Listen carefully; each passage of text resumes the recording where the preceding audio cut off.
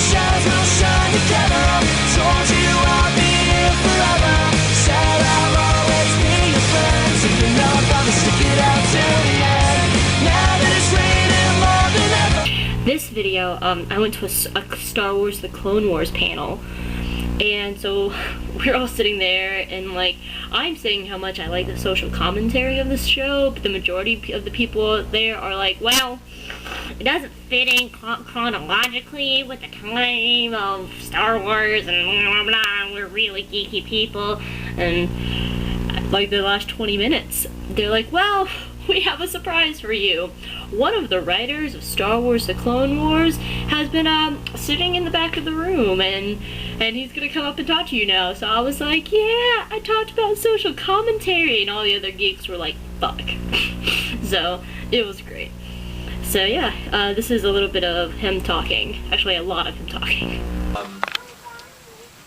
Does it feel like Star Wars? And I definitely think that the Clone Wars show, it's like life. You're not going to have a wonderful life all the time, but at least once in every show, there's one of those Star Wars moments, whether it's a visual moment or a line of dialogue between two people or an interaction, that you look at. I think one visual one that I can remember is there were the sort of flying whale creatures that were flying through this beautiful orange cloud, and it looked like a Hildebrandt painting come to life, and they come out of the cloud and there's these giant things flying, and when I see that on TV, it brings me right back to being 11 years old again, and wow, it looks, it feels, it fits, and that's what I look for. That's what I look for in my Star. I don't need it to be. I don't need that injection all the way through the movie, but if I get one or two little hits of it every once in a while, like.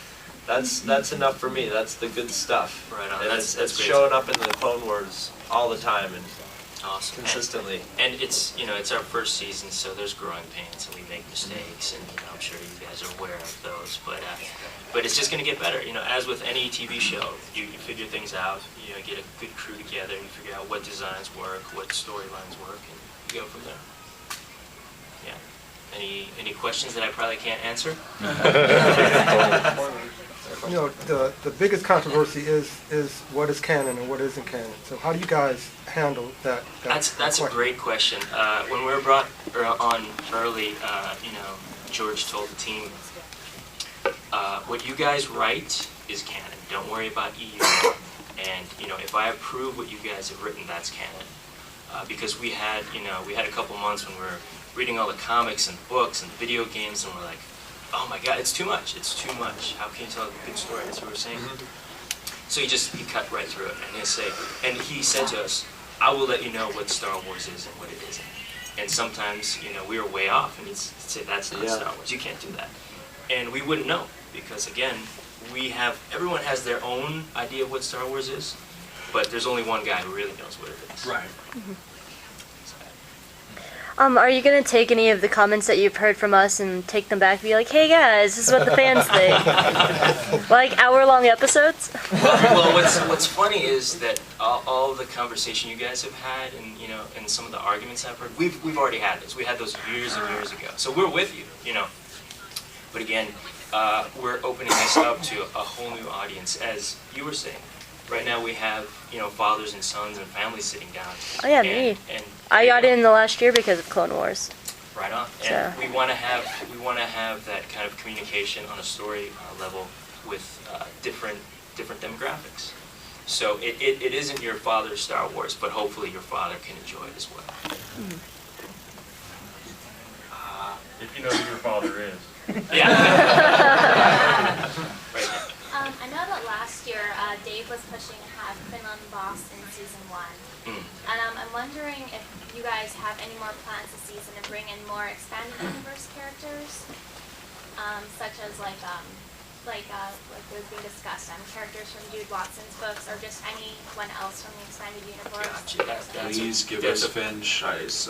That's a perfect example of a question I can't answer right now. Can't or won't? Yeah, no, I'm sure the 501st is around the corner. I was just going to say, has Lucas got microphones in here? I think a lot of people forget that they think of George Lucas as the director of Star Wars, but he's an independent filmmaker. Yeah. He came out of, you know, the same school as Coppola and Scorsese, and they were all peers. It was funny when we were going to bed last night, turned on the TV, and there was the end of American Graffiti, a very experimental film, THX 1138, very experimental film, and I think he still has that mindset. I think he's more, maybe, I don't want to say hippie, but in that time period, experimental mindset, and I think he's got this pop phenomena, and with it, especially when you have kids, and when he has kids, you feel a responsibility to sort of maybe not go crazy with it, but to keep it sort of in line and maybe a little more towards the pop culture. But I think somewhere in there is a rogue independent filmmaker. I mean, he is the ultimate independent filmmaker. He comes up with his own money and makes the movies he wants. The way he wants to do them, and he gets it done. And I really admire him for that. And I always try to remember that he's, you know, not like a Michael Bay, or, you know, he's not a blockbuster. I make blockbuster movies. He's really wants to innovate, and I wish he would sort of go back sometime to a more low budget, odd film sometime, just to see how that would. I thought episode 1 was a very innovatively, although awkwardly edited and put together movie. It had a very strange, it had a flow and a way of playing out that was different than, and sort of 2 and 3 did at the same time, different than a lot of other movies, especially big budget action movies, and I appreciate that. So, do we have a question from the panel?